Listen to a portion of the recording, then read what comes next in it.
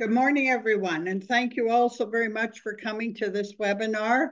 I know that we're going to receive a lot of information and resources, and I'm sure we're going to learn things that we have not heard about before in the service delivery of caregiving. First of all, I would like to thank our funder, the Secrétariat aux Relations avec les Québécoises d'Expression Anglaise, for the funding that allowed us to produce these webinars. And we also want to thank our partner, Éducaloi, for their support with this webinar as well. We're delighted to have Karine Saba, who is an experienced marketer with a passion and strong ties to the West Island community. Key strengths for her are relationship building, strategic planning, innovation, and community engagement. A strong knowledge of the nonprofit sector, 30 years of marketing experience in the consumer goods, as well as successful track record in social media growth strategies. Karine's experience as a natural caregiver for over 15 years for both of her parents has given her a vast experience in understanding the needs of the system and the challenges faced by seniors in the senior care industry. 3 years ago, Karine and her husband decided to try and fix this broken part of the system. Her husband and her developed an app to help make care for our senior loved ones more accessible and sustainable. Care for Giver is an innovative way to get care that uses technology to help reduce costs so that we can get the care we need and age in place.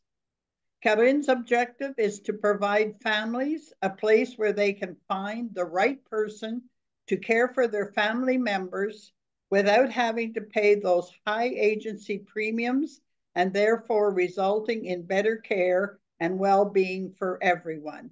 And as Brendan mentioned, please, as you think of your questions, do put them in the chat box. Don't wait for the last minute, because then we're going to be scrambling. I thank everybody for joining us today. Karine, I cannot thank you enough for agreeing to be our presenter, and we're looking forward and great intent to hear everything that you're going to explain and inform us and myself about. So welcome aboard, and I turn it immediately over to you. Thank you. Thank you, Ruth, and Brendan for helping me out this morning. Well, thanks for the great intro. You did actually cover quite a bit about me. Just to reiterate, I've been working in the private sector, but also in the nonprofit sector. And what is important about that is that in the nonprofit, I worked with a resource center in the West Island. We can go into the about me, Brendan. Yeah. And there's where I actually learned a lot about what the community has to offer. And there are a wealth of organizations that can give you a lot of assistance. I did work for the CRC, which is the West Island Community Resource Center, and they have incredible resources, which I will go through as well. There are a lot of ways to get help, and I'm going to present to you what I know and share with you my resources and all the other goodies that are available to us in the private and public sector. So we'll skip on to the next page. Like as Ruth mentioned, I was a natural caregiver, and this is what got me into this industry. I took care of my mom with dementia. I did burn out at the end. It was 15 years. It was a long haul. I do not regret it, but it was a burnout. And this is my raison d'être, as they say. The reason for doing this is because I did not know where to begin. Most of us do not know where to begin because we only look at it when we need it. And I decided at this point in my life that I wanted to be able to centralize as much as I can and share what I know, because that's the only way we learn, and it's the only way we grow and get better at things. So we'll get into it. I won't take too much time about me since Ruth did it all, but so here we go. So there are two parts to this whole presentation, as they mentioned. It's one is about finding good care, the resources available, the programs, how to approach it, the mindset, everything that comes with getting good care. And the second part is about the different tax breaks you can have, the subsidy programs and how they work. I will do my best on that second part. It's a lengthy, complicated process, but I'm here to answer your questions at the end. So just to get a bit of an overview. Like I mentioned, we always tend to look at what we need when we need it, and that's usually crisis mode or panic mode, I should say. The one thing that I like to live by, and I try to tell everyone, is to dig your well before you're thirsty. That means plan. Get to know what's out there. This is what we're doing today. Exchange with people, learn the system, because when you need it, it won't be as big of a panic because you'll know where to go. Planning is key. The other thing that's very important in taking care of our seniors and anyone really is that it's not a one size fits all. There's a lot of advice out there. There are a lot of things to do, but we have to really take a look at things differently and understand that not everybody's the same. There are many different aspects to care, and we have to look at those and understand what's best for us. Then also this knowing the resources available and how to deal with the CLSC, which is our primary go-to in Quebec. Also, another thing is making home a safe space. So we can do a lot in our homes to be able to stay in our homes. And today with technology, it is incredible what we can do that we couldn't do 5-10 years ago, and it's only going to get better. So again, leveraging technology is key, and building a support system. The expression, it takes a village, know who's around you, build the connections, and that helps. Every little bit helps. So in a nutshell, this is what we're looking at in terms of getting care and being prepared. So we'll go on to the next. So why it's so important.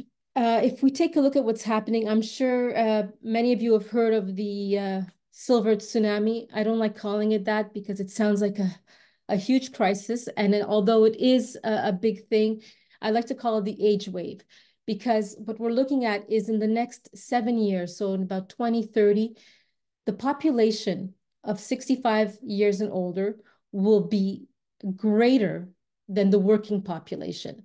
So there is going to be a huge strain on our system because there will be a bigger demand on healthcare. Already we're seeing what it means. It's just going to be amplified. There are a shortage of workers in certain industries. We see that now, and that too will be amplified. So all the resources are going to be tight. They're going to be scarce. There'll be a strain on our system in terms of healthcare because we are living longer. Thankfully, our population, we're getting healthier, we're living longer. I can tell you, I thought going into this business that the average age would be in the 80s. I'm at 96. So with one of them had just celebrated his 104th birthday last week. So, and amazing man that walks every day. So it's just incredible. So on the positive side, we're living longer, healthier. On the negative side, we need the resources to help care for all these people as things happen. And so with all that, aging in place becomes more and more critical. So we have to set ourselves up to be able to live at home or in a place where we are getting what we need to be able to have a good quality of life. So we'll go on to the next. I thought this would be fun to take a look at because we would talk about the different generations. The first half up to the baby boomers and part of the Generation X, which is me. We are going to be getting close to retirement soon. And that pyramid should be inverse because the top will be the older will be top heavy and the bottom will be quite narrow. And that's where the weight of the healthcare system will be placed. So just gives you an idea of where you stand. We can all take a look and see where we're at. I always find it's fun to see who the Gen X's, Gen Y's, and Gen Z's are. And we better be nice to our Gen Y's and Z's because they'll be taking care of most of us in the next 10 years. So in the next slide is just a visual, and that's, again, it's more than half the population that will be not working. so contributing to our pension funds and the working population. So if we go into it, like I said, care is never a one size fits all. Everybody's needs are different. We see that a lot in the big cities. In Montreal, for instance, there's a lot of different languages spoken, cultures, just religions. There's a lot of factors that make us different in terms of how we approach care and our well-being, how we define well-being. Our approach and where it is headed, and it has to head this way, is more of a person-centered approach. We need to find care that makes our lives better, and it's not just functional. Right now, the way the system works, understandably so, is that it is task-based. So it's a function. What do we need to get done? Let's just do it. It's not about the emotional side. And as we all know, care is not just physical. It's a mental care, an emotional care. There's a lot of aspects to care that we have to consider. And going forward, when we look at how things are now, and we are going to be the ones getting the care at some point, we want those things to be considered. So we have to head in that direction. We have to all think of those things when we're looking for care. What we do in my company is we actually do a matching process. I can give you a few examples. I have a lady that she's in a CHSLD, no choice, had to go in there, and she doesn't speak French or English. And so communication was tough. She couldn't express herself. People didn't understand. And family ended up hiring care. And we had to find somebody that was able to communicate for her because it mattered. If she was hungry, if she had pain, discomfort, things were needed. And also just to be able to enjoy her days, because sitting there not talking to anyone is isolation. And we all know what that does. So that is one example of being more of a person-centered approach, understanding what the needs are, allowing them the time to move. She's a little slower. Give her the time to move and not push, let's go, because my shift is changing and I got to get out of here, or you need to be changed. Well, you're going to have to wait another hour because there's somebody else and 3 other people that are more ahead of you. So all these things we have to take a look at and change our way of thinking. Another way of looking at it is one of my clients could not move, but decided to stay home. So the kind of person that they needed was someone that would work with them every day, get everything done, manage the house, take him out for his sanity. And today, after, I'd say it's been 7 months, he's back on his bike at 95 years old. So it's actually to say that it's amazing what taking a person-centered approach to care can do. It's life-changing for many. The other thing is you want to stay in place. You need to know, it's okay. We need to know all the tools that we need to be able to stay home longer. We know that the whole transition of home to residence or CHSLD can cause a decline in certain people in being disoriented. So we want to get away from the whole, I'm going to say this, it's terrible, but it's warehousing, going into a system where you have to retrofit your needs based on what is available, eating at certain times, getting up at certain times, being changed, and activities all organized every day, whether you like it or not, or it fits your needs. We have to try to delay that kind of approach as long as possible. So overall, it's finding good care.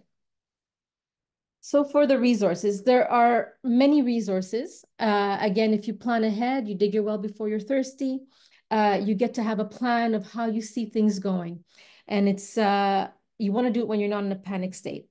And when you're looking at resources also, the first step is try to see what's available that is free or low cost, what's available in the community sector and what the government offers. So let's take a look at those first. One of the things that is out there, and many of you may already know, it's the 211 initiative, and it's all over Canada and in most parts of Quebec. Montreal is listed on there.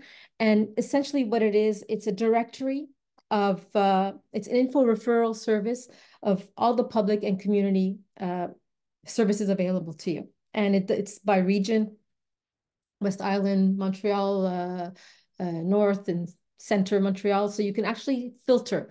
There are different ways you can approach it. You could do it online, and you could also do it by phone or by chat. So it's a great tool to get to know what's out there. And it's public or community oriented. So it's social services, and you get to see what you need, and just you can browse through it and make the calls and get more information. So this is a great resource that's been deployed all over Canada. The next one is our main go-to. It's the CLSC. So the CLSC, there's about 147 CLSCs in Quebec. They have different services they offer. They can do regular routine health services with a nurse that can come in, for instance, to do different sugar levels. There's different things and services they can do, wounds dressing and others. They can provide blood tests and other tests that you can do at a center. And there's also social and psychological requests that you can do. You need to speak to a social worker. Oops, am I gone?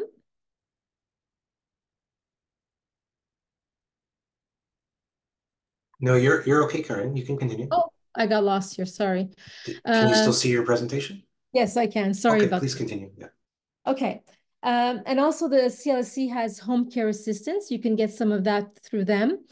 And we will talk about that as well. There's rehab and reintegration services. And there's the famous Chèque Emploi direct allowance program that they offer, which we will get into detail in the shortly.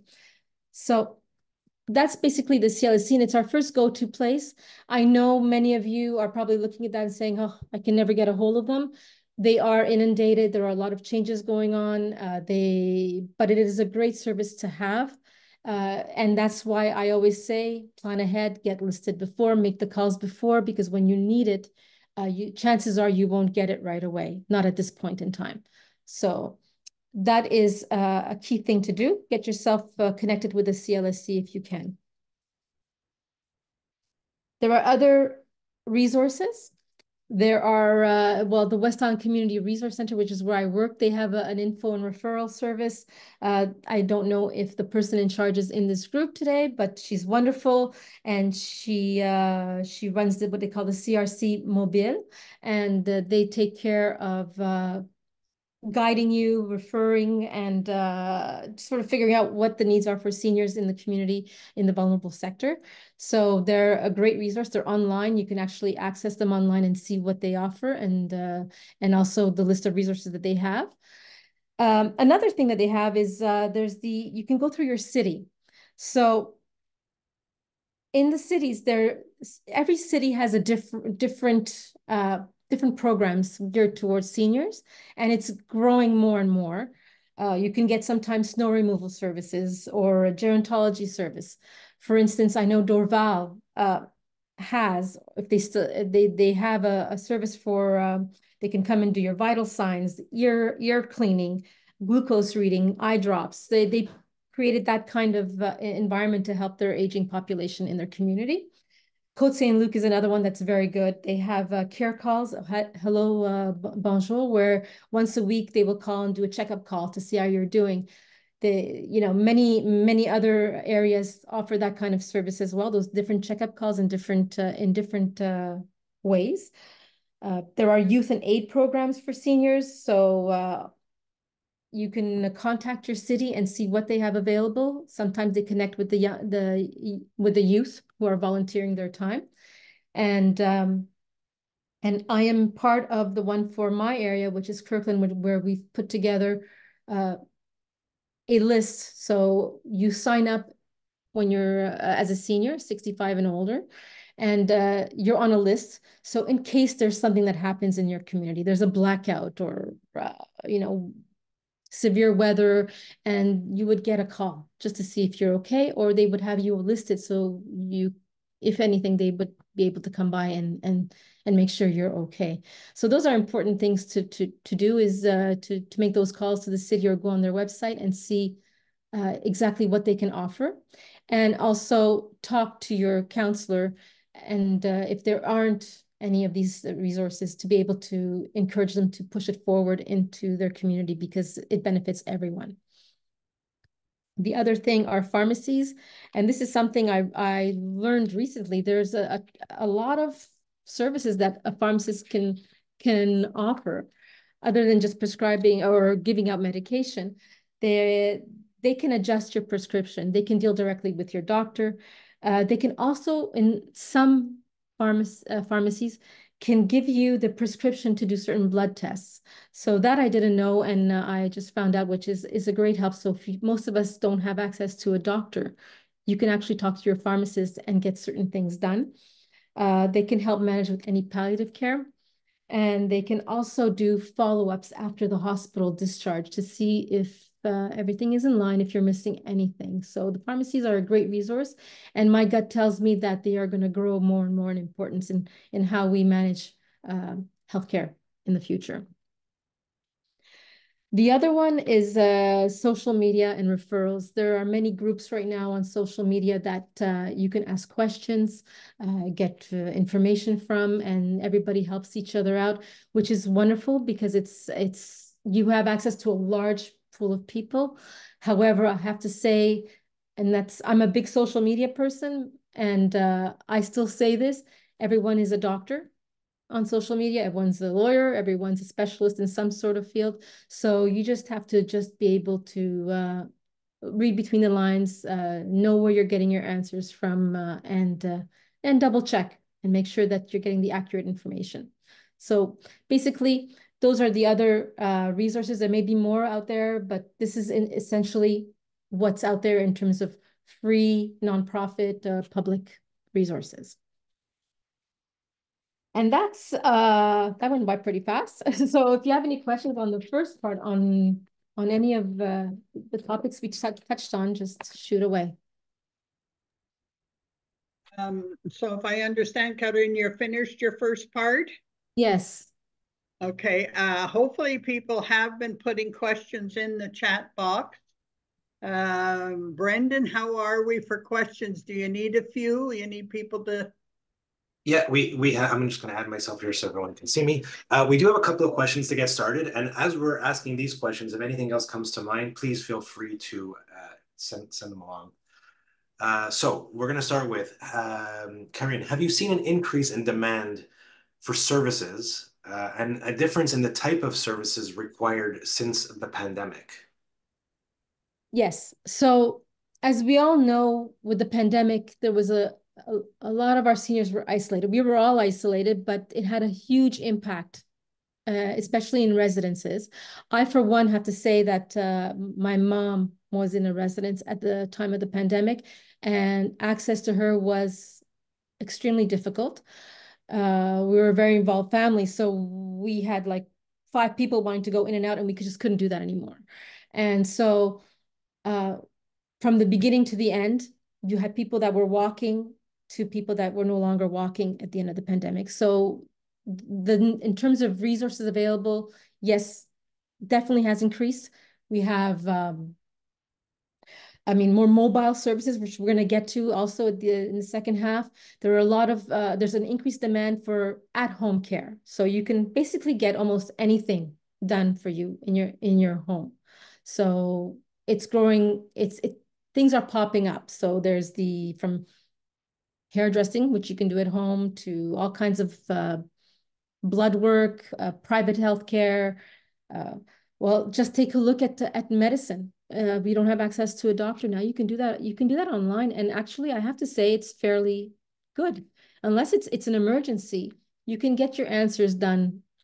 You get your answers quite easily with an online doctor. So one of them actually that we use often is the 514 doctor, and wonderful doctor that's there.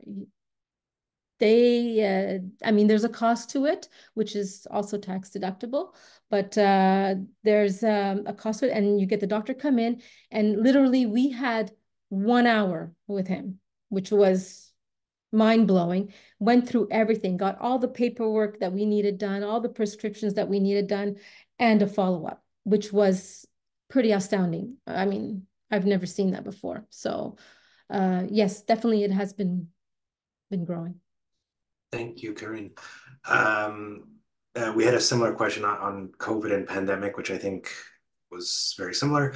I'm getting a few questions regarding resources for specific regions. And let me explain. So someone said, do you have a list of resources for Laval? Somebody said Verdun. Somebody said Gatineau.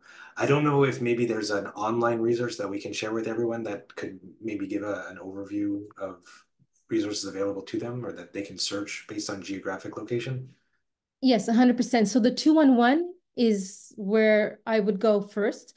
There is the 211 is a directory. And what you do is when you go in there, you can actually pick the area. So yes, Laval does have it, in Montreal, Verdun will cover Montreal and other areas.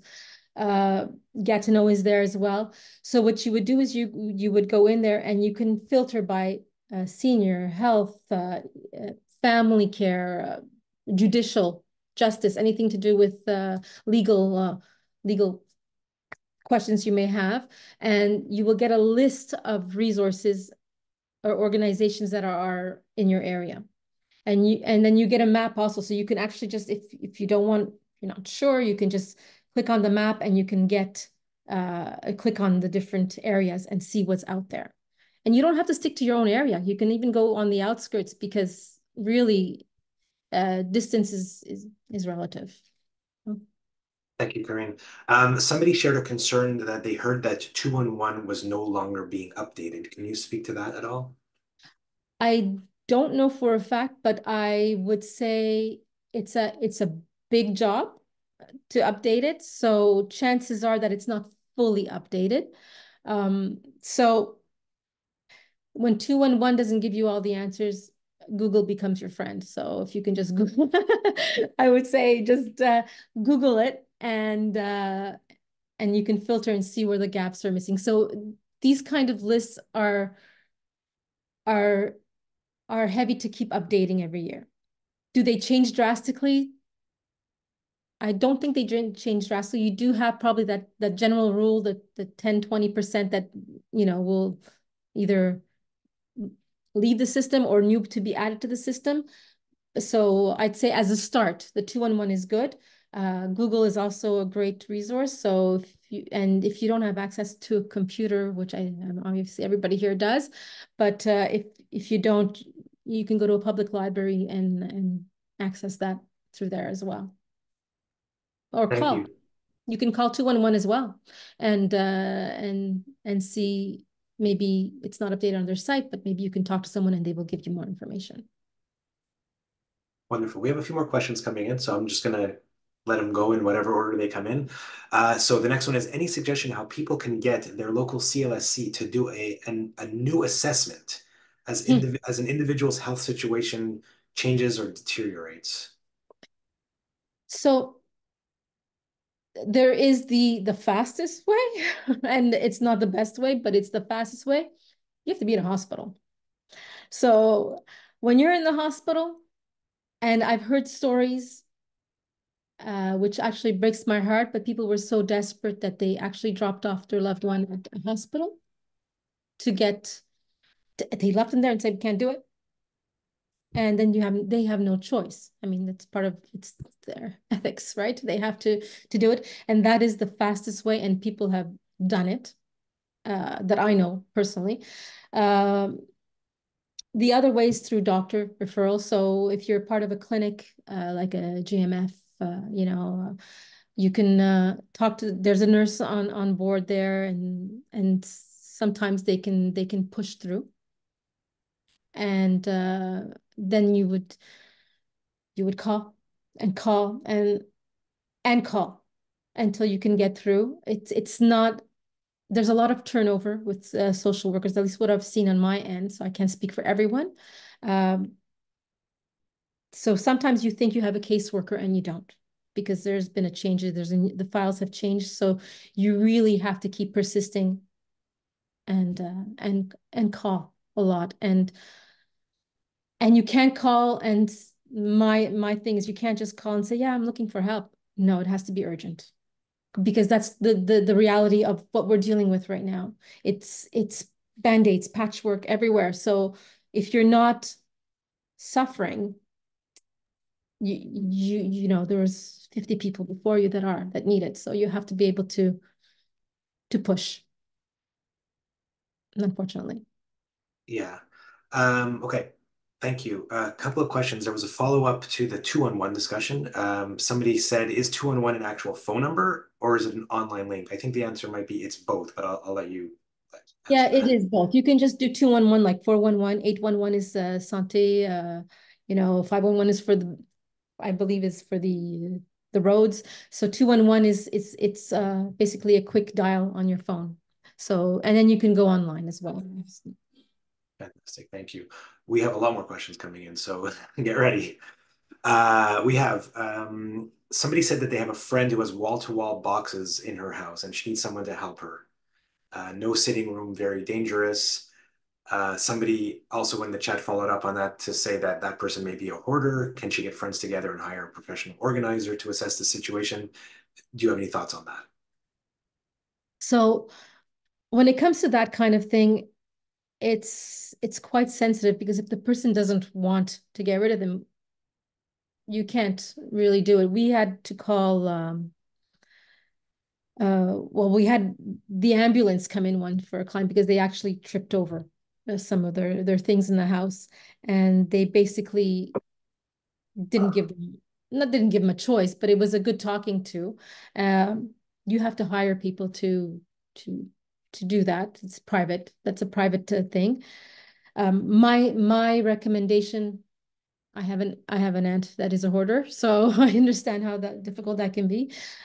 Is you got to do it really step by step. It's a very long process, and for me, what worked was giving them a purpose to do it. Right, so it's you do this, and then this will happen.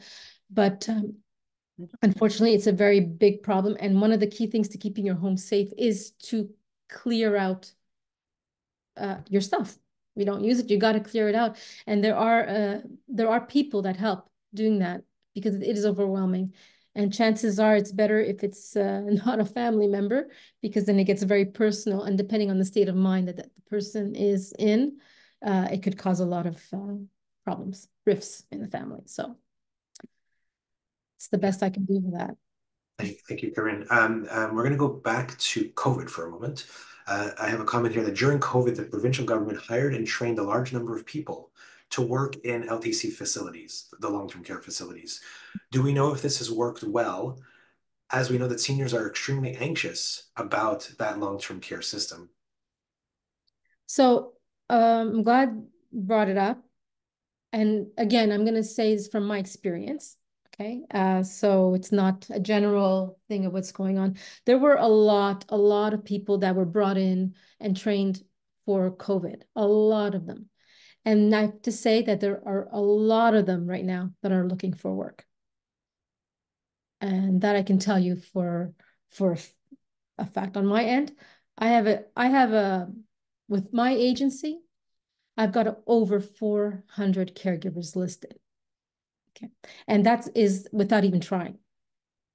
So just to give you the scale of things, there are a lot of people that have been hired. And during COVID, it was a panic. So they trained people, they hired people, they put people into place everywhere, because it was a panic, it was a crisis, a pandemic.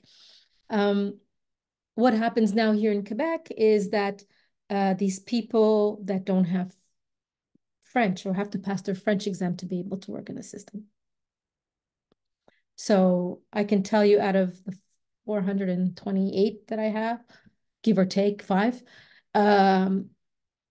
there's many of them that don't have their French. They cannot pass the French exam, and they are super qualified. They are wonderful human beings that really want to work, and they can't. because of the French.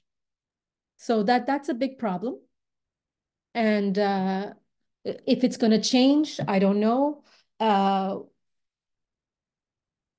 But sounds like there's certainly a lot of challenges. There's a lot of challenges with that, and then a lot of there were a lot of promises made that didn't go through. So I hear some stories about that.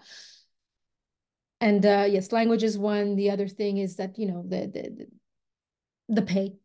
The pay is not great. It's very hard these days to work on minimum wage, or just slightly above, a few dollars above minimum wage. I don't know many people that can do it. So you have these people that are working and they will work 12, 15-hour days, 7 days a week to be able to make ends meet. A lot of them are immigrants. They come from another country. Half their families in their country, and they want to bring them here. It's the reality. They're working, trying to put, their dimes together to bring over their family and to still live while they're here. So it's not a great situation, unfortunately. Moving on, there's a comment here. I'm not sure if the sentence is complete, but bear with me. It says the government has put funds into programs to enable people to age in place, yet when seniors or their caregiver calls, the service does not. Ruth, maybe you can finish that sentence? I'm sorry, but my system is jumping all over the place and typing its own garbage. And other times it's not typing, it's me. Yes, all these beautiful programs on paper have been implemented to help people stay at home as long as possible. But I'm getting the calls from seniors who require, say, be it some help with housekeeping, light housekeeping, meal preparation, et cetera, drivers to medical appointments. The organizations that are offering these services many times have to say, we're sorry, we have to put you on a waiting list. We don't have sufficient staff. So as good as the programs are on paper, if we can't implement them, they're useless. So yes. Have you encountered this, or is this an ongoing issue, or are we just at the wrong organization? No, I encounter this every single day. Every single day. I get one or two people, and it's not a fault of the organizations. I mean, they have limited resources, right? They are working hard to be able to provide that service. It's the lack of, we talked about the working population. It's hard to get people to work. I don't know where they went, in the past 3 years. Yes, there's a decline in the workforce, and it's going to get huge in the next. I'm actually worried about that. It's going to get huge in the next 5 to 10 years. But in the past 2-3 years, where did they all go?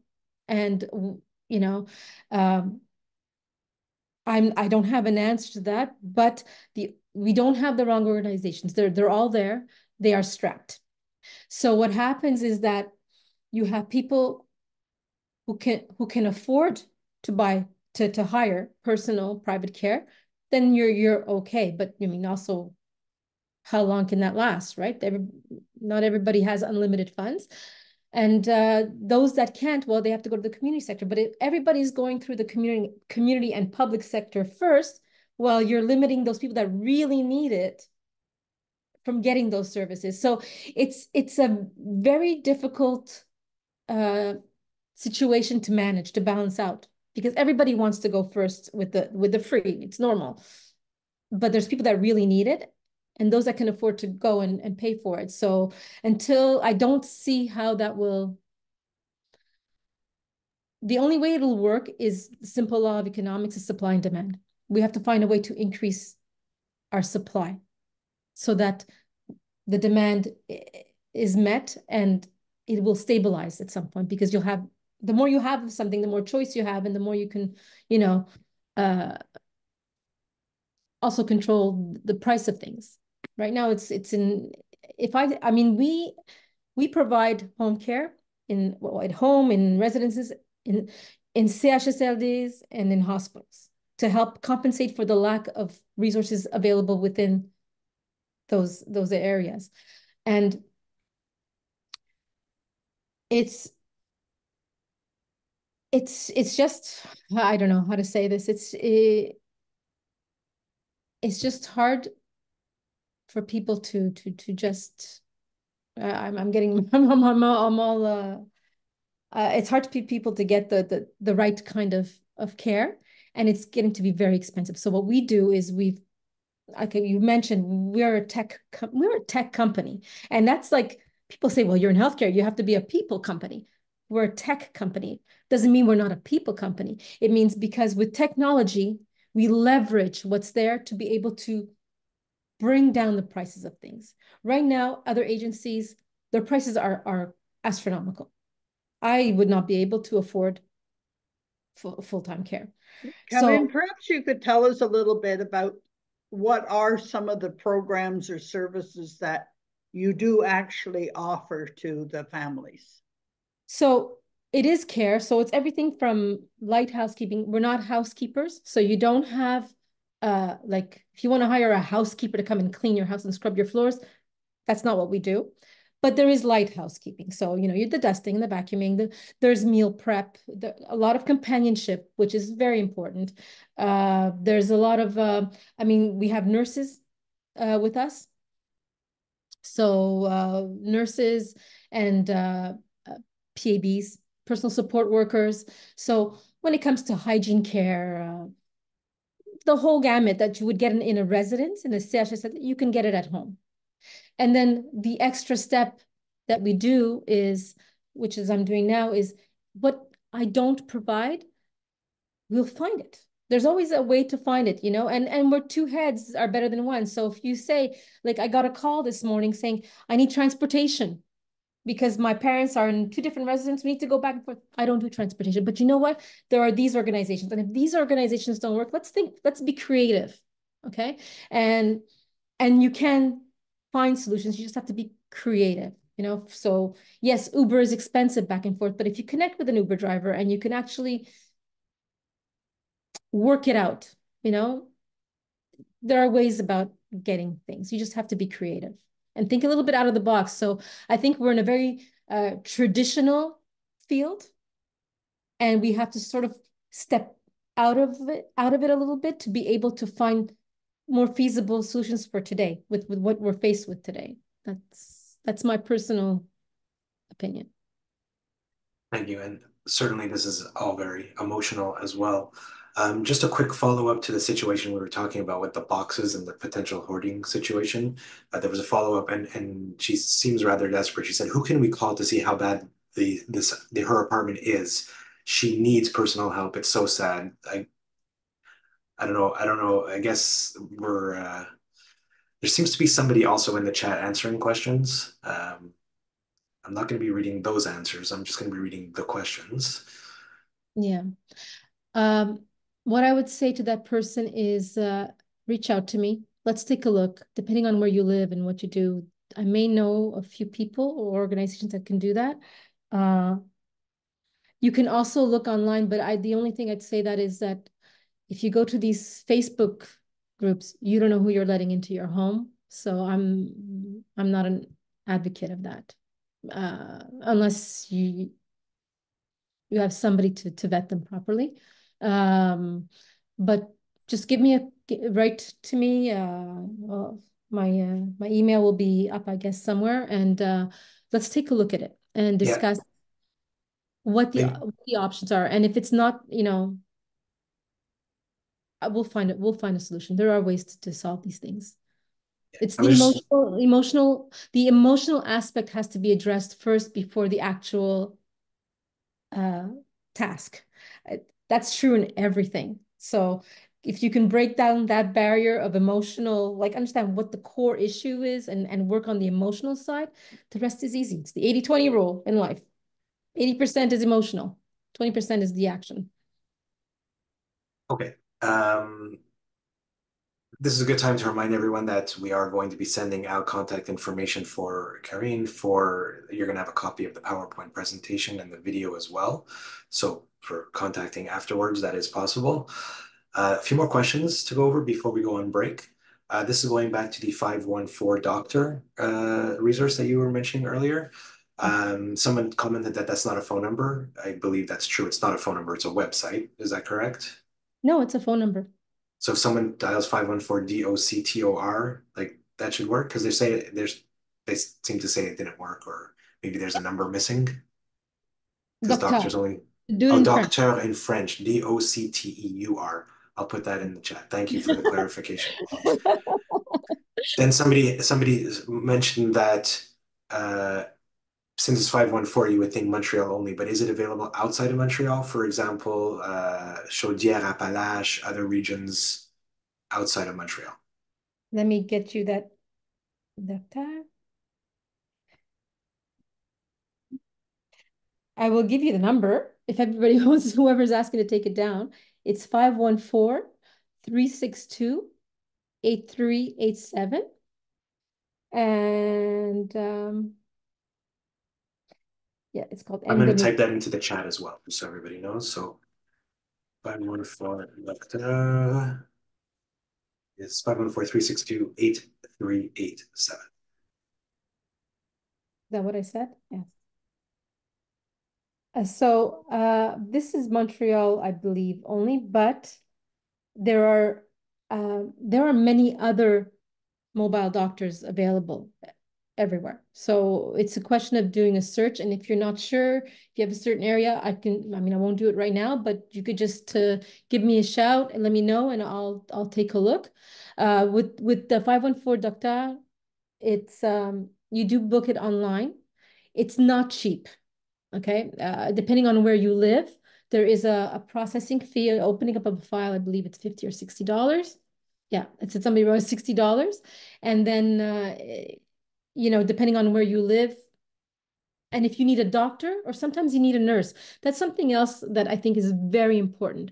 We always say, I need to speak to a doctor. I need to speak to a doctor, but sometimes a nurse can do the trick, and sometimes, not gonna say better, but depending on what the need is, it actually works. So it is cheaper to get a nurse than a doctor. I have to say we did it with the 514, and I have to say I wouldn't do it every time because it is expensive. But for $300, I think it cost us $300 because we were in the West Island, and but if we need it once a year, twice a year, and we have to do it, what's the alternative? Waiting 20 hours in the emergency? So if you can, and it's a taxable expense. It's a deductible, right? So it's a medical expense. So again, based on income and whatever, you can write it off. Thank you for those clarifications. The next question has to do with language. Is there a list of services available for specific communities for seniors who don't communicate in English or French?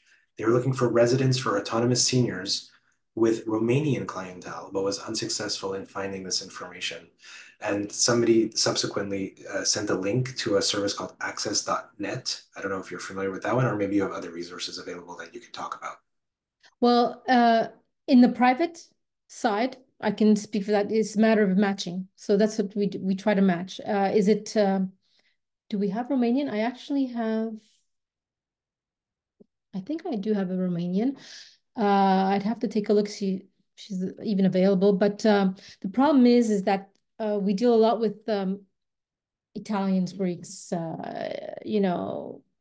Indian, different language, Chinese, a lot of Chinese. And finding those kind of caregivers is very, it's difficult, right? It's a juggling act, but you do find them. And that's why I'm saying it's not just physical health, it's mental health as well, emotional well-being. Because sometimes if you look at somebody's care plan, yes, there's certain things that have to be done, but you're not changing or giving a shower for 5 hours, right? You break apart, you dissect the care so that you're able to do the functional part one way, and then the rest of the part, which is meal prep, maybe like housekeeping, companionship, spending time playing Scrabble, whatever it is, then that may not be a préposé. It could be, you know, just a companion that does that. So it's a matter of finding creative solutions and dissecting what the needs are to be able to balance it all up. It's not an easy job, but that's what we have to do, because the reality is that there are language barriers, and out of the 400 plus caregivers that we have from all different backgrounds. So it's just a matter of making sure they're available, the hours work, and everybody meets first to be able, because another thing I have to say, sometimes the language may not be as big of an issue as possible. It's the connection, because you can have two people that speak the same language and do not get along. So it's a connection. So we've seen it happen where the lady's Italian and the caregiver is not Italian, and it turned into Italian lesson. So yes, there was care involved, but the fun part of it, because there was an actual fun part of it, is that the caregiver was learning Italian. So there was like the whole, you know, the Duolingo, the translating, and it was actually, it turned out to be quite, it was something to look forward to. Yeah, I'm getting my hygiene done, but then we're sitting down for an hour and a half, and we're going to I'm gonna teach you how to speak some words in Italian, and then we're gonna cook and maybe eat something that's, you know, like, so it's really about the emotional well-being. So Great. Just a couple of things. We're going to go on break very shortly. There's just a couple of resources that showed up in the chat that I want to mention very quickly. So somebody said for TELUS subscribers, there is a TELUS Health app where one can speak to a doctor. Somebody else mentioned that there's an option for online doctors at something called getmaple.ca website. We do have one last question that we're going to do, which is and this should be pretty quick, what is the average waiting period for residence placement?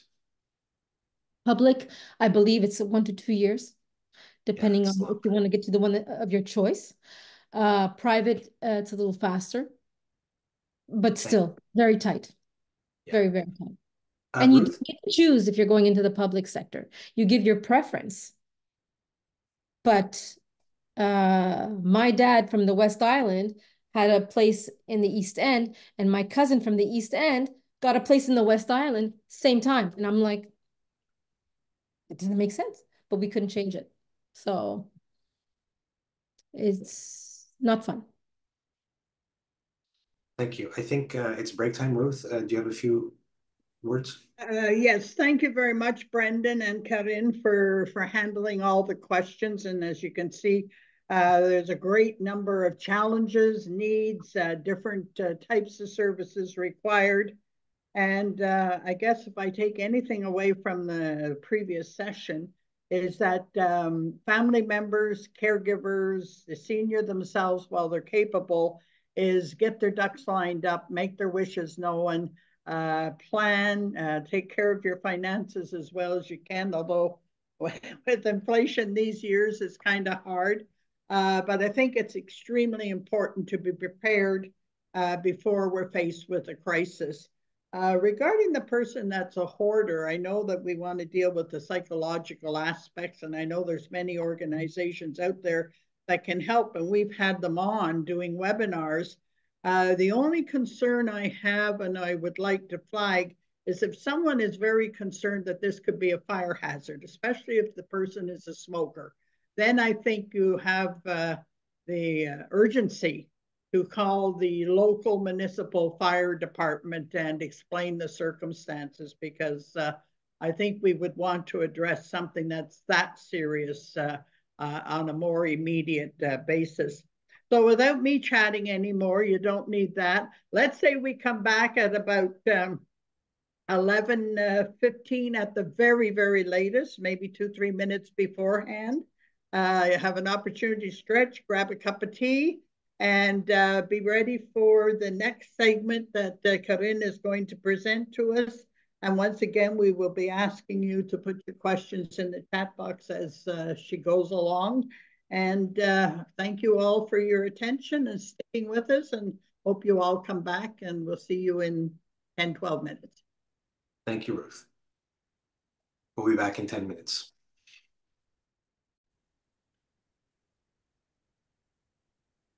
Welcome back, everybody, and I'm sure that you found the morning session very informative. I know I certainly did.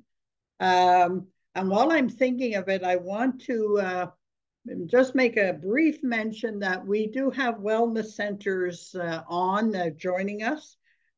We have Laval, we have the Lower Laurentians, Lachute area, Two Mountains. We have people from Thetford Mines. So we're covering a broad territory this morning.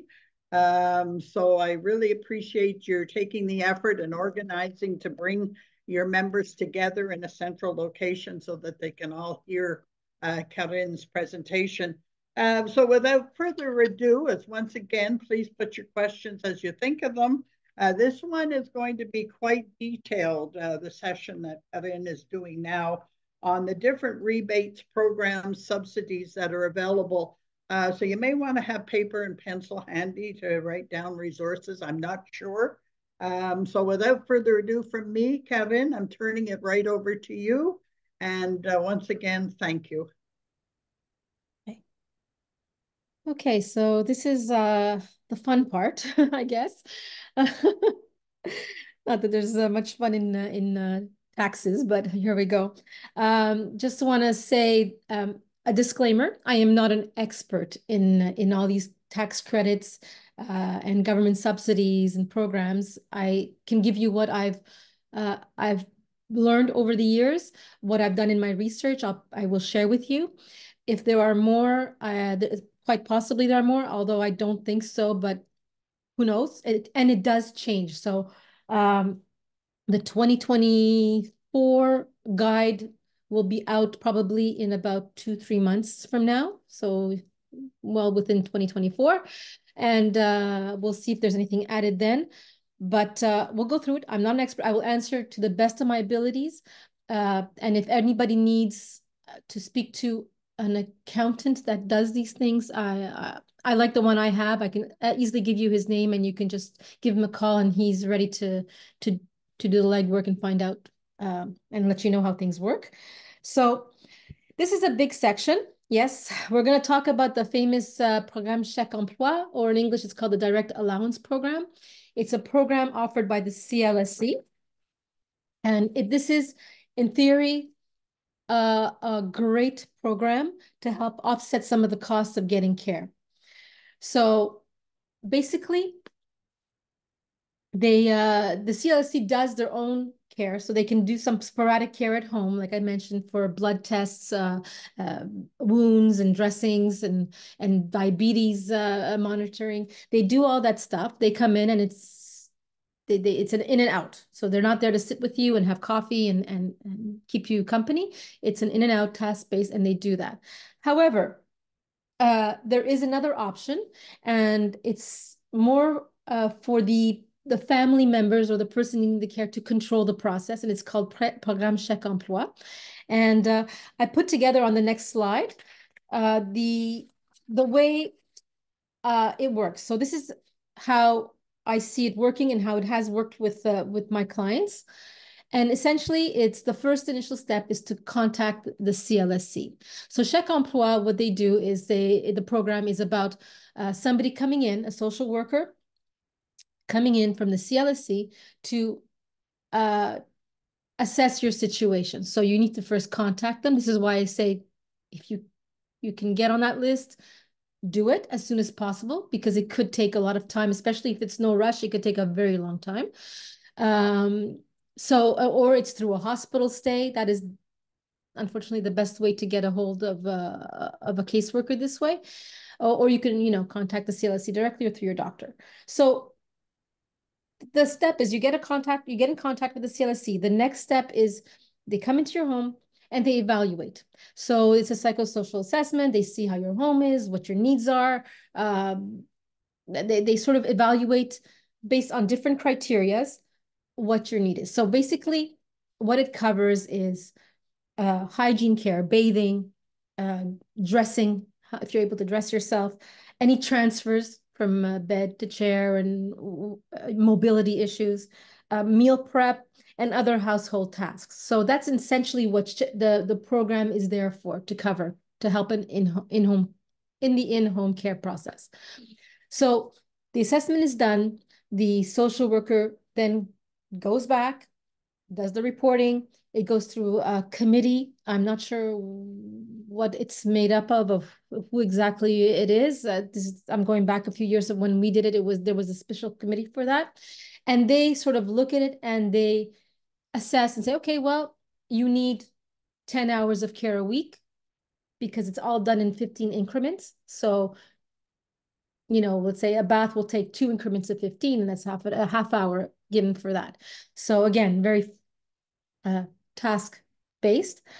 And then they come back to you and they tell the family, okay, so here you go. We're going to cover 10 hours, 20 hours a week of in-home care. You have to go find the caregiver. And so you have to go out and do your own search. You become the employer. You find your caregiver, and you whether you go through private agencies if they do it, through social media, referrals, however it is, and then you have to register them. So they give you a form, which is called the volet social in French, or I guess the social form, and then you register the caregiver by providing or you give the name to the social worker, the name of the caregiver, date of birth, address, social insurance number, and a void check. All that gets sent, and it gets registered. Just important to note that most of you may know already that the chèque emploi process, the front part of it, is done by the social worker. The back end is done by Desjardins. It's an outside company that takes care of all the processing, the paperwork that has to go through for the payments, and anything you have to do with that is through Desjardins. So you found your caregiver, great. You've registered your caregiver, fantastic. Then you have a form to fill out every 2 weeks with the hours. So that's the whole management.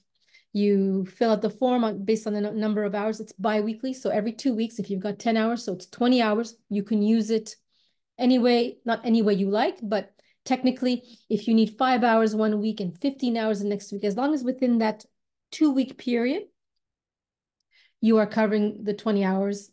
Anything above and beyond is at your own expense. The amount that is paid to the caregiver right now is $19.27. It went down since COVID. I can tell you firsthand that you will not find a caregiver to work for $19.27 that easily, not somebody that has experience. So what is done is that they cover the hours at $19, and then you would pay a supplement directly from you to the caregiver or to the agency, however you decide to go, the difference to ensure that the caregiver would want to work with you. So once all that is settled, it could range from, a $5 supplement, sometimes more, depending on the needs and depending on the caregiver. And that's really relative to whoever you find and how you work things out. So you manage the forms every 2 weeks, you submit it. You have to submit by fax or through Canada Post, which blew my mind because I don't think I own a fax machine. I haven't owned one in the past 10 years, if not more. So many people don't have fax machines in their homes anymore. It's just archaic and it's not very secure. So, but that's how they do it. So you fax the form with all that personal information to the CLSC, to the number that they give you, and then it gets processed. Some things to note about this whole process is when you register a caregiver, they don't get their first pay right away. There is an average of 1 month waiting. So you can imagine if somebody is working many hours with you, they don't see their first paycheck from the CLSC for a month. I've had caregivers, because the forms were missing a zero or a signature or it wasn't written the right way, they got incredible delays I have one that had to wait almost 2.5 months to get her first paycheck. It was all retroactive. She got it all, but imagine living without an income for that time. So it's, in theory, it's a great program. In terms of how it works in reality, there's a lot of fine tuning that needs to be done there. And this is something that I feel very strongly about. I love the idea of the program, but I'm also very vocal on how this program actually works and how it's managed and how we can improve it. And anyways, I'm always, I have the solution for it, but we'll see what happens then. So yes, so the caregiver has to wait a month at least to get paid. That's why many of them do not want to go on it, because no one wants to wait to get paid. It's usually immediate. People are in need of money. They need to put food on their table, and it's not their first option. But we have a way of managing it with our caregivers so that it's not such a strenuous process for them and the families. So we've managed to figure out a solution temporary, but it's not something that's sustainable long term. So you register the caregiver, you do every 2 weeks, you have to fax it, send it in on time. There is a deadline, there is a calendar. So if you are on the program, please remember to ask your social worker to give you the calendar, because it varies from different regions. So my 2 week and could be this week, somebody else's could be next week. So it's split up depending on the regions. And once you get the form, it has to be filled out and signed within a deadline. And on that calendar, it tells you the deadline to send it in. So, and if you miss that deadline, there is no pay that week for the caregiver. They have to wait an extra week for the next following Friday. So it's paid on Fridays. And then every year there's a reassessment. The biggest question I get is, well, what's the maximum hours I can get? They're being told that it's not more than 20, 25, 30. I have clients that have 30. One has 49, which I don't know how she did it. She pulled it off. And she lives in Vaudreuil, so she's got 49 hours a week for her mom. And she is actually listed, she doesn't live with her mom, so she's actually registered herself as the caregiver, because that has become her full-time job. She just takes care of her mom and she gets paid everything, her supplement and everything, through her mom. So there are many ways on who can become the caregiver. And I've heard very conflicting information. Some say it can't be a family member and some say it can.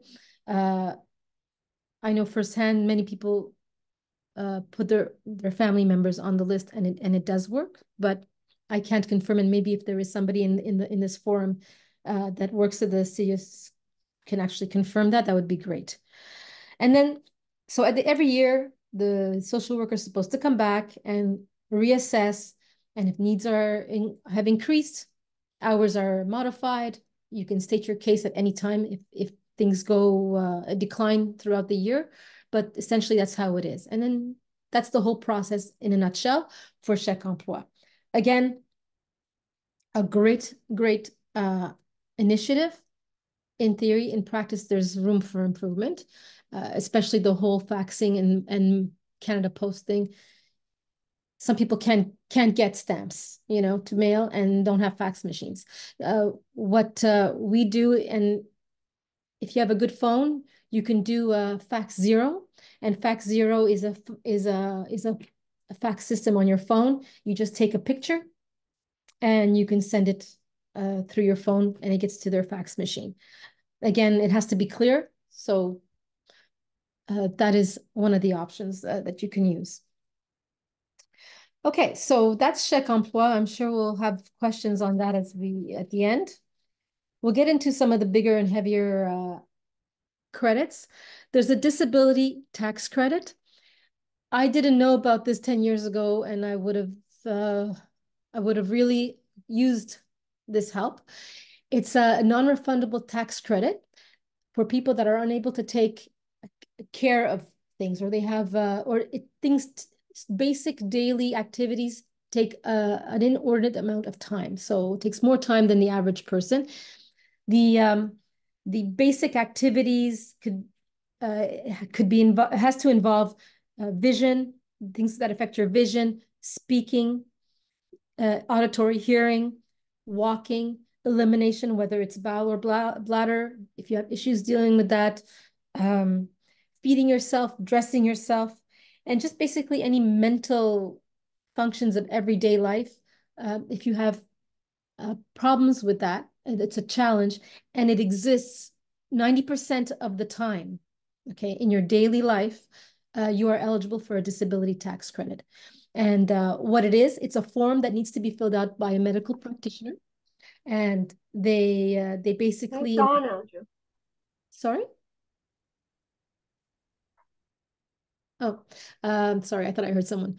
So essentially, yes, essentially the doctor will fill out the form. They will... the form is quite lengthy, actually. You could do it online.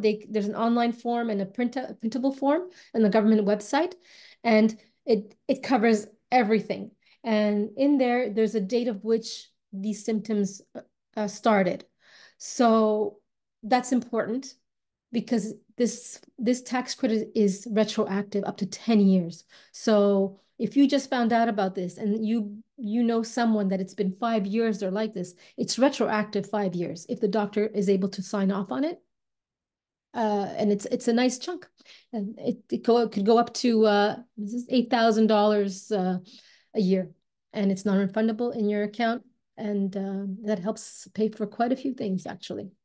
So that is one of the big ones, and surprisingly enough, even like our old accountant didn't know about it 10 years ago. So I never got to use it. So I really always stress that to everyone I talk to. Get it done. And it's a one-time thing. You fill it out, send it to the government. Every year you use it on your taxes. Okay, so that's a disability tax credit. Now there's going to be a lot of other tax credits I'm going to talk about, and some of them seem to overlap. And when I was doing it and looking at it, I'm thinking, like, is this the same thing? Is it not the same thing? Do we apply to both or one? When I called the government office, they didn't know any better. So what I got was basically just fill it out. Just do it.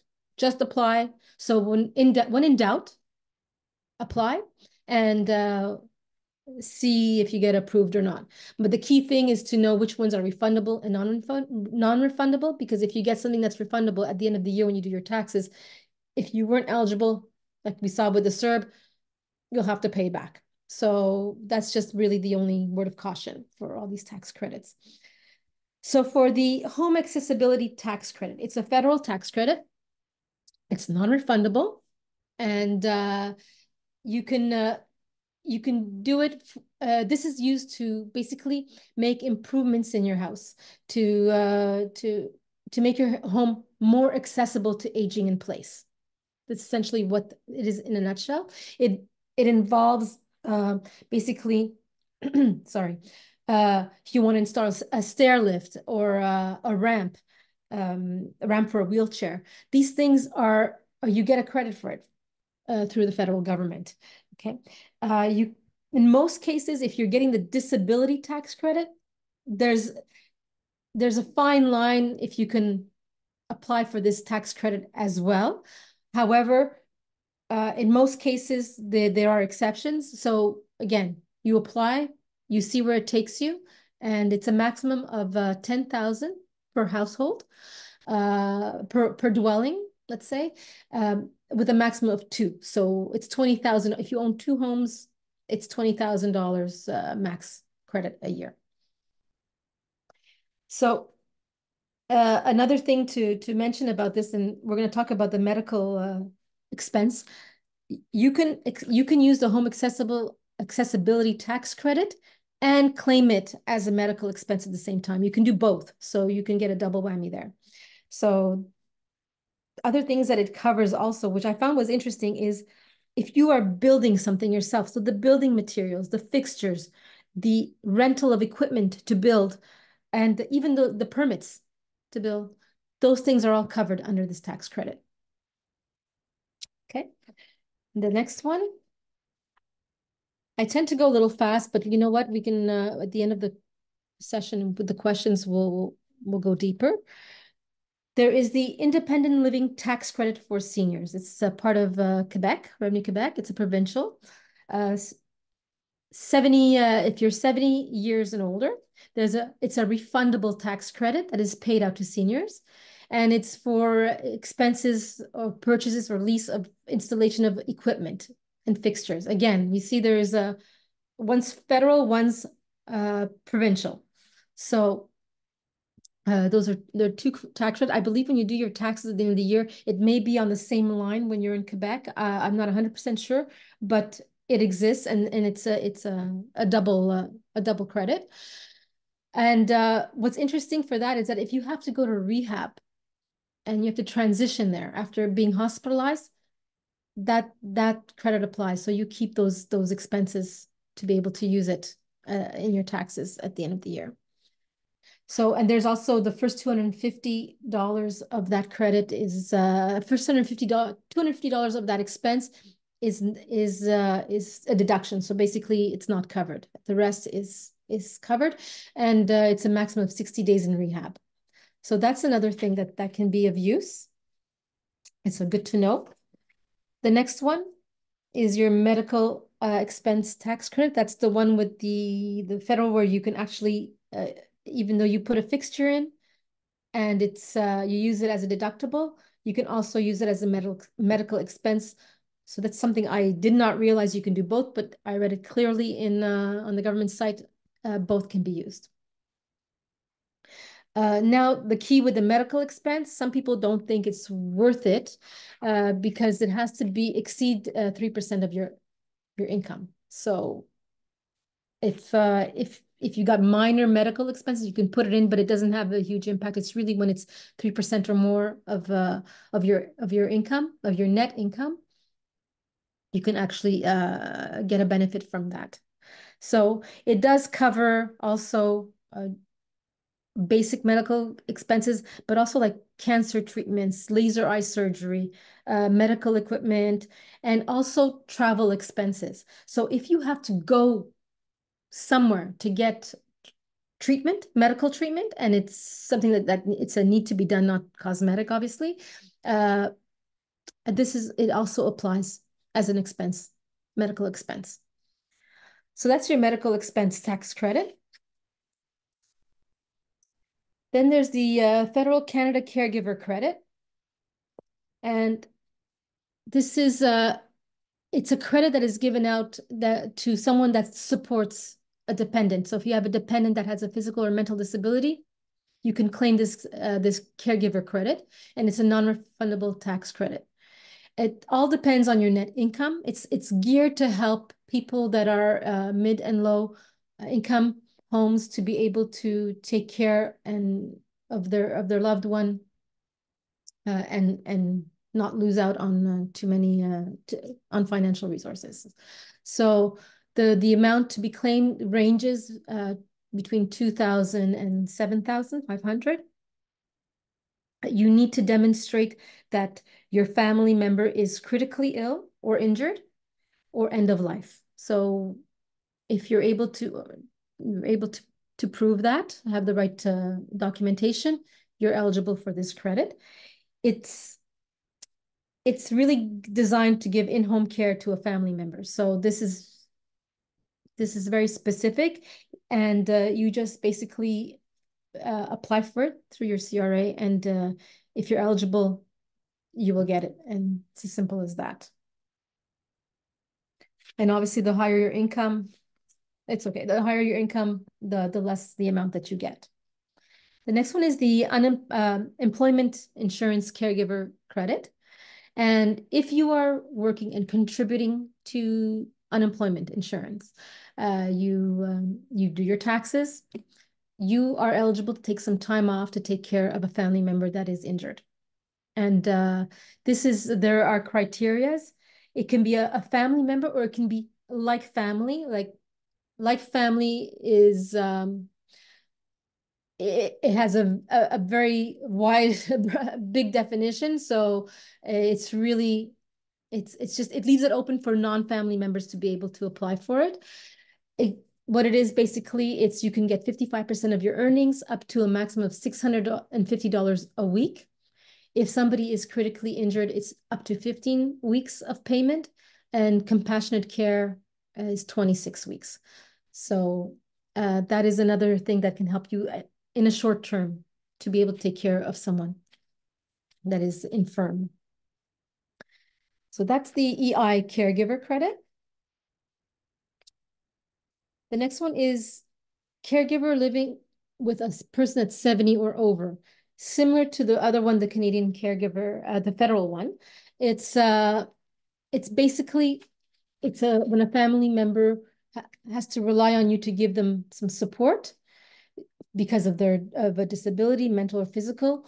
During the year, you can apply and you can be entitled to, it's approximately 1,383. That was, I believe, for last year. I don't know if it's revised again this year, but that's the latest information I got. So that again, on your taxes, you fill out a form and you can get a credit for that. That brings down your overall taxes paid. You have to be living with the person to be able to claim this credit. You have to also not be getting paid for care or any kind of payment for the care of that person. It has to be like really something that you do because you live with the person. And only one person can claim it. You can't have two people claiming it. So it's really a one-person claim. And every month, on the 12th of every month, it gets deposited directly into your account if you're eligible. So that's the person living the 70 and over. Income tax assistance. So there are, if you're an individual and you cannot afford to pay to get your tax return done, the government will gladly find ways for you to do it for free. And there are volunteers that do it in different municipalities, different cities. Where I used to work at the West Island Community Resource Center with the volunteer West Island. They have tax clinics, and that is, they have them in different places in the city, if I'm not mistaken. And you can just go there, take an appointment.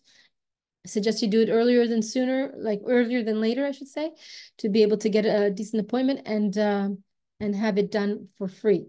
And it's a great resources. I know that when I was working at the CRC, it was always full, and the accountant there was quite good.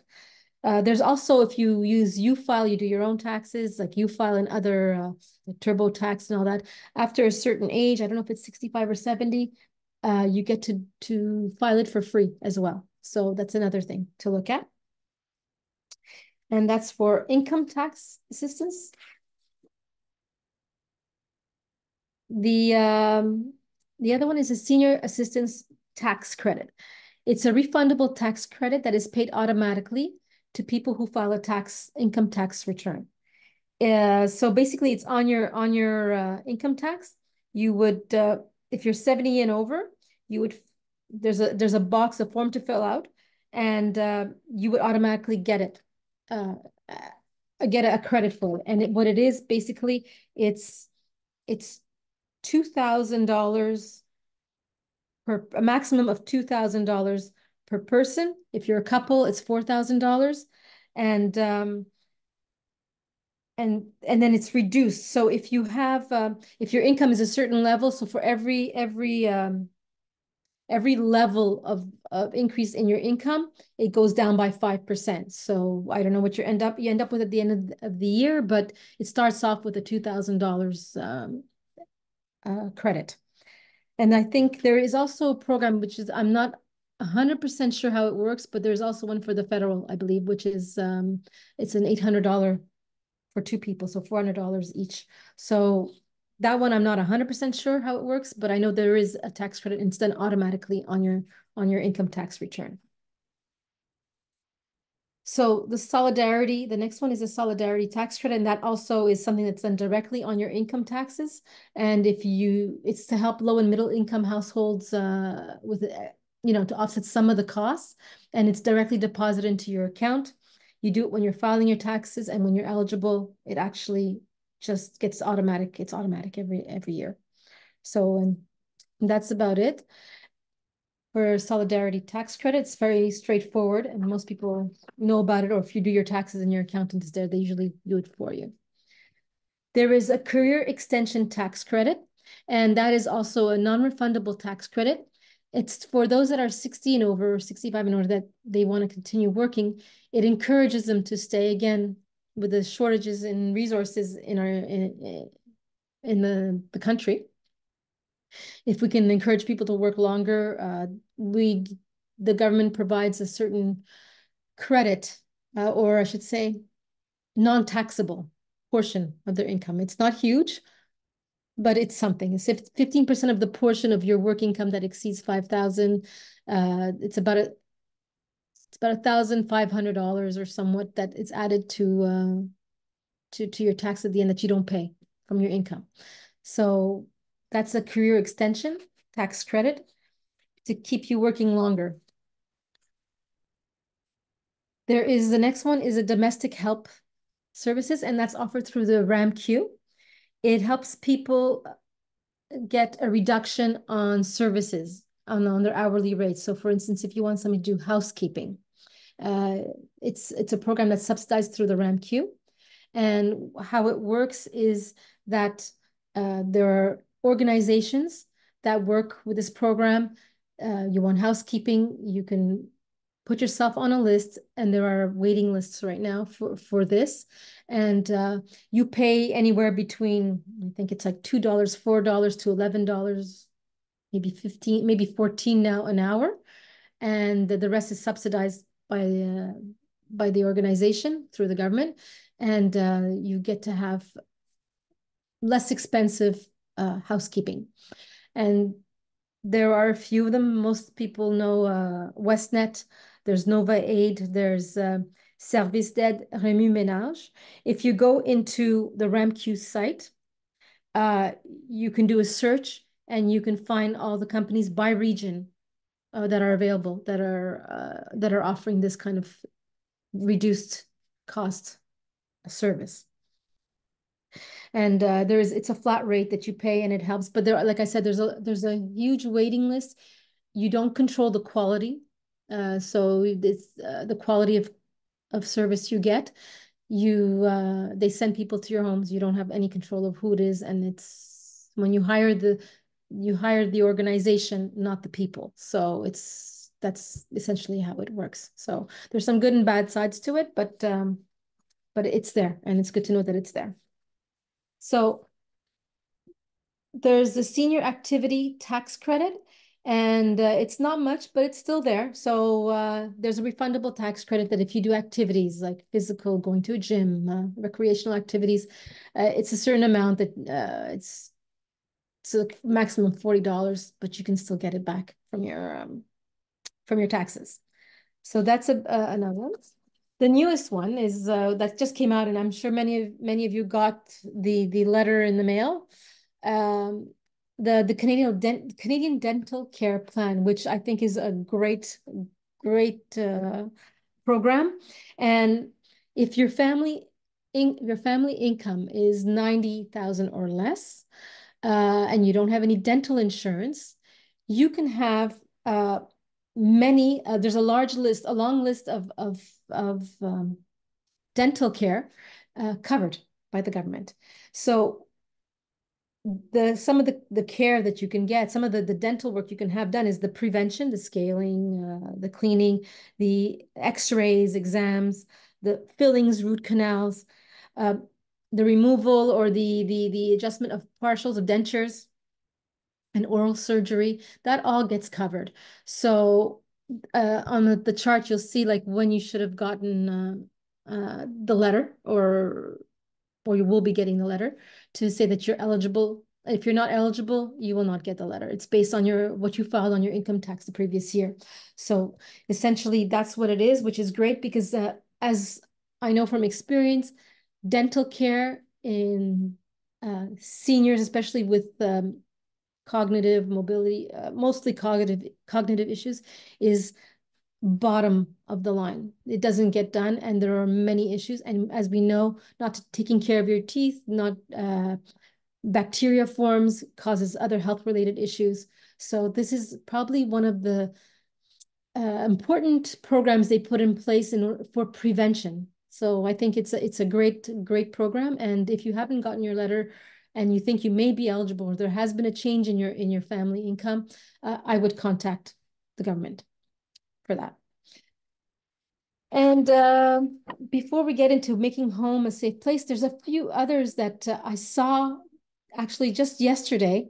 And the one thing that I didn't have time to put into this presentation is there's a grant for seniors to offset the increase in their municipal taxes. So you have to be 65 years and older. You have to own a residence for at least 15 years, and it has to be a single home. And if your family income is less than 58,200, you can actually ask for this grant to offset the increase in your municipal taxes. So what wasn't clear to me in my findings was, do you talk to the city, or do you talk to the provincial government? And I would assume it's the provincial government. So it must be a credit that you get. Everything works in forms of a credit. So it's just interesting to know that you can actually do that. I don't think many people know about it. And again, it's for a family income of less than 58,200. The other thing is ambulance transportation is really, I guess, I never really knew that it wasn't free. It's not free, but if you're 65 and older and it can be free. If you're in an accident, obviously it's covered by the SAAQ. If you want to transfer between institutions, it's free by ambulance, so you can call them to help you out. If you receive income security benefits, it's also free. And basically, if not, there is a fee to the ambulance, and it's $125 for the ride plus $1.75 per kilometer to be able to use an ambulance when it's a non-emergency. But if you're 65 and older, you can get it for free. So those are the two things that I found. Finally, how to make home a safe place. I'm all about prevention. I'm all about technology. I'm all about innovation. And there are ways that we can set up ourselves at home and make it easier to be able to age in place and not have to move out, at least not so quickly. So you can go on to, do you have the next one, Brendan? Yeah. So through some research, 76% of seniors do not own any smart home device. This is taken from 2021, I believe. However, there are different ways that we can today make it so much easier. There's smart technology, there are mobile services, and there's equipment. So smart technology to me means voice-activated devices. Siri, Google. My father-in-law, his whole apartment is connected from room to room, and it actually worked out well because he actually fell and couldn't get to the phone, and he asked Alexa to call us. So it was actually, thankfully it wasn't too serious, but it was actually a great way for him to communicate with us when he was in need. Obviously, there's a lifeline, the home alert. There's the iRobot. There's a Wallabot that I saw. It was available in the US and in Europe, and it's I think it's available here now too. And it's a machine that goes around and it detects falls in the house. So it actually it's you can put it in the bathroom, you can put it in the living room, and it actually is a smart I guess learning device, and it learns your movements and patterns, and it detects if there's a fall, and it notifies whoever you have registered to notify. The one thing I think is important, especially for seniors in their homes, is to have program lights. So lights should go on and off at specific times. sensor lights to be able to when you get up in the middle of the night and you're a bit disoriented, it comes on and you can see where you're going so you don't trip. There are gadgets you can put on the stove, which is one of the things that we see a lot of even in semi-autonomous seniors that are living there, but probably on the cusp of not being able to live there anymore because there are a lot more accidents leaving the stove on, putting the wrong things in the microwave, and so on. There are smart thermostats and smart outlets that shut things off. So those things are wonderful because if you leave the stove on, you forget to turn it off. After a certain amount of time, it shuts off. So there's no danger. There are sensors that you can put with the fridge that it's quite unique. And if the fridge door is left open too long, or if there's no movement in front of the fridge for a certain period of time, there's a signal that goes out that something is not right. So all these things we didn't have 5-10 years ago. And today it's just, they're coming out at a speed that's incredible. And I've seen things with the AI that are coming out in the very, very short term that are also mind-blowing, that are going to make staying home a no-brainer, including medical health. So if you need to speak to a doctor, they did a test just on your own. This is a little sideline where they did an AI doctor and a real doctor. They did a sample testing where they had the AI doctor do the call like as if it was a real doctor, and then they had a real doctor, and the AI doctor actually machine, I should say, scored 17% more empathetic than the doctor, and in terms of information was also greater. And it's not because doctors are fantastic. It's just because it doesn't take into account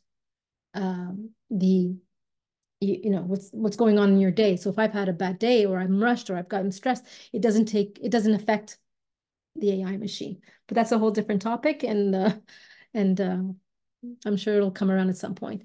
In terms of mobile services, like we mentioned, you can get a doctor, a nurse at your home, dental hygienist. There's a few, actually many that have come out now that you can actually have one come to your home. There's the private transportation adapté. So I know the adapté transport is a bit inconvenient. I just got a call this morning about somebody that needed it between residences. And if you're not, if the person that is using the transport adapté is late or forgetful, you miss your ride and you can be stranded. So there is actually one person that I met recently, and he's taken upon himself to start his own little transport adapté, and he's got all the equipment and he does it privately. So that's a lot more of those are coming out right now. And also there's also community organizations like Abovas that does the accompaniment for medical appointment, and they do others right now. They've expanded their program, but there is a waiting list for that as well. You've got hairdressers, physiotherapists, and even now pharmacies. With pharmacies, you get all your medication in dispill packs. It becomes almost, dummy proof in terms of how things are managed at home. So it's amazing, and you're going to see more. That list is going to grow leaps and bounds over the next 2 years. And then again, you can set up your home properly with the right railing and the chairs. Again, we were talking about hoarding. That has to be addressed because that's an accident waiting to happen. And as Ruth mentioned, if you're a smoker, it's a fire hazard. Not to mention the dirt that gets in between there. It's just for your own health, breathing it, And most of the times when you have hoarders, you end up having, you realize you have mice in the house. So that's something else to think about.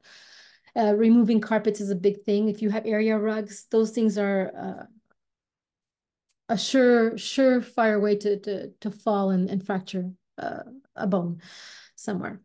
So, and as for the rails, I've noticed in some places, residences where you're semi-autonomous, and that's the tricky part. When you're semi-autonomous, you're still in charge of your life. You're still doing things. You're still moving. And that's when accidents can happen. So because we're in between, right? And so there are railings you can get. I know you can't cover a bed railing, the bed completely for safety purposes, but you can get small railings or a pole that just in case as you're getting out of bed, you can hold on to something if you lose your balance. Those things are just little things that are important, just to have something nearby that you can hold on to in case you trip or you feel weak. Your blood pressure just drops all of a sudden, and that happens often. You know, you need to set up everything before you need it. So it's all about prevention. And I believe that's it. There's lots of other equipment you can buy, you can rent. There's a lot of them secondhand that you can get at a decent price. And it just makes everything so much easier at home, and you can stay at home longer, because we know that when you have to move to a higher care facility, any change can cause another decline in your cognitive ability. So we just try to avoid as much as possible any changes and stick to routine, because we are creatures of habit sometimes, and you may have early onset dementia or whatever, and you could be forgetful, but somehow we're like robots. Some things we do automatically. One of my clients, she's forgetful. She tells me, I keep forgetting. Did I eat? Did I not eat? You know, and then without asking her the question, she'll get up and go get her food. She'll know exactly where to go. She'll know exactly what to do.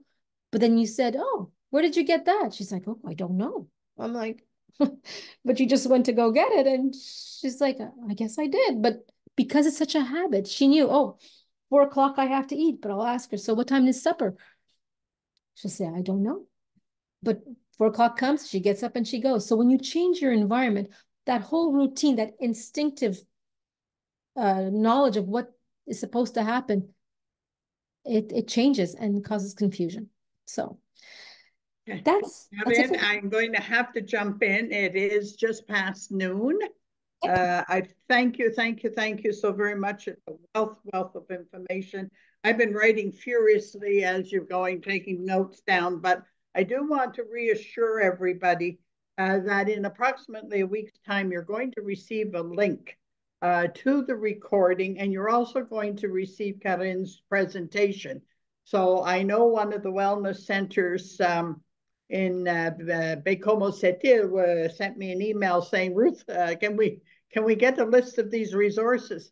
So just rest assured you will be getting a copy. So at your leisure, you'll be able to study it and write it down and put it in a safe place. Now, I know there's been questions coming in. We will take a few because people do have lunch coming up, and some are still at work, and we're on a tight time frame. So Brendan, do you have questions that I think I've seen some coming in rapidly and furiously that we could perhaps answer? And yes. I also want to thank a young lady who was a caregiver for pooled parents here in Laval, who has joined us this morning from BC. So I didn't want to ignore that. I did not acknowledge Lori. So Brendan, I'm turning it to you. Okay, we'll address a couple of questions, but Ruth, there are more questions than we have time to answer. We know who asked the questions. Can we answer them after the meeting? Like, we know if you people have a registered. way of keeping who it was and what the question was, I can, between you and I and Karine, we'll coordinate that and get the answers to them. Yes, I think that would be a good idea, but let's take a couple just now real quick. Somebody said regarding the disability tax credit, would that include somebody who, for example, has Parkinson's? I believe yes. Okay. Yeah. The next question, somebody said, what does non-refundable mean? You mentioned that on a few different slides when it comes to tax credits. Okay, so non-refundable means that you get approved to get the credit, and you don't have to pay it back if things change. Let's say if your income changes in the year. It's non-refundable. You've been approved and you get it, like a disability tax credit. Refundable means that, yes, you can get it, but if your situation changes or there's more income in a year when you do your taxes, well, that portion that is going to be recalculated and you may have to pay it back. Okay, and somebody specifically asks if there's a tax credit or rebate that could apply to the monthly lifeline. You mentioned that on one of your last slides. Yes, I believe you can use it as part of medical equipment. Great. I'm going to take just a moment because it's possible that some people are going to be dropping off this call. We want to put a survey link in the chat. Please get to that when you have some time. We really appreciate that. We do these surveys at the end of every webinar. And the link is in the chat for everybody. You can grab that now. Back to another question. Regarding the disability tax credit, is it the senior themselves who gets that filled out and claims it on their income tax, or is it a family member if they are caregiving, living with the senior? Thanks. Tax credit is for the senior, for the person that requires the help, and it's a doctor that has to fill it out. Okay. And similar to that, someone said, how do you get the forms for the various tax credits? I believe those are on the government website, but maybe you can. Just type in disability tax credit for seniors, Quebec, or you don't even have to do that, and it pops up. It's on the government site, and there is a printable form and an online form that you can, I think you have to print it basically to give it to your doctor. Or sometimes the doctors are, depending on your doctor, they may already do it, have the access to it and do it themselves. Right. The other things are kind of asking for more details on things that we may or may not be able to answer. So, for example, does the chèque emploi cover accompanying seniors to appointments that are not medical appointments? For example, hairdressers, manicure, things like that. Okay. So do you want the official version or the non-official version? So when you get your hours, honestly, you use it for what you need. Okay.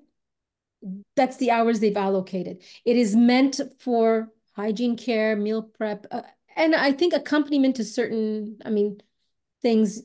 Yes, I think you can, you use it. No one's going to check to see, oh, there's no list of things of how you used it. It's just an amount. There's a list of what you'll use it for at the assessment. Once the money is out, the hours are allocated,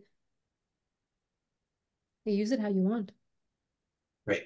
And we'll just take one last question, which is, and again, I don't know if we can answer this, but are implants covered under the dental plan? Those kinds of details. I believe I saw it there. Don't hold me to it, but I believe it was a long list and it was pretty exhaustive. I was very impressed by it. So I believe it might be. Fantastic. Over to Ruth. Well, as you can see, this has been absolutely tremendous, the amount of information that we've received, but also it just emphasizes the challenges, the needs, the unknown that's out there for people. So I think we could hold these probably twice a year and still have many questions coming forward. Karine, thank you. It's been a tremendous help. You've certainly it caused us to investigate, do our research, given us more things to. I thought I was fairly informed, but now I know there's a whole lot of other services I need to be checking into and discussing with my accountant. It has been tremendously helpful. I thank all those who are on the line because I know, doing 2 hours plus session. Okay, we had a little break, but I appreciate your patience and staying with us. And hopefully you will share this information with your family members, your caregivers, clients that you're working with, so that we can get this word out. And if there's need for advocacy and lobbying to change things or improve them, expand them, that the organizations who are dealing with policy matters with government can work towards bringing about positive change. And as Brendan mentioned, you are going to get the SurveyMonkey link. It's in the chat box, but you will also be receiving it with the link of the recording and the presentation. It's extremely important, and I tell you all this every time. The results that we're getting back are minimal, and we require this information for our funders.